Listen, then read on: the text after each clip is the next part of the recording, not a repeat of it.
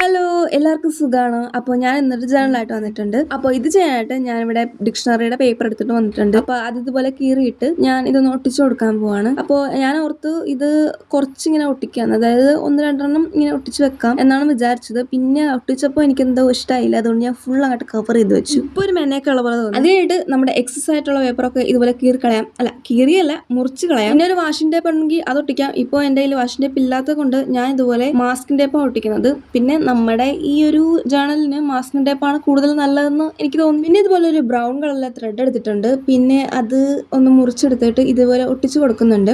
അത് കഴിഞ്ഞിട്ട് നമ്മുടെ ഈ ബ്രൗൺ പേപ്പർ അല്ലേ, ഈ കടയിൽ നിന്നൊക്കെ കിട്ടുന്ന, അതെടുത്തിട്ട് ഇതേപോലെ മുറിച്ച് കൊടുക്കുന്നുണ്ട്. ഒരു 10 എണ്ണം ഞാൻ ഇവിടെ മുറിച്ചെടുത്തിട്ടുണ്ട്. അത് കഴിഞ്ഞിട്ട് അത് നമ്മളത് ഇതുപോലെ ഒട്ടിച്ചു കൊടുക്കണം. അഴയിൽ തുണി ഇട്ട പോലെ ഒരു എഫക്റ്റ്, അതാണ് ഞാൻ ഉദ്ദേശിച്ചത്. പിന്നെ അത് കഴിഞ്ഞിട്ട് ഇതേപോലെ വരച്ചു കൊടുക്കണം. അപ്പോൾ നമുക്കൊരു സ്റ്റിച്ച് മാർക്ക് പോലെ കിട്ടും.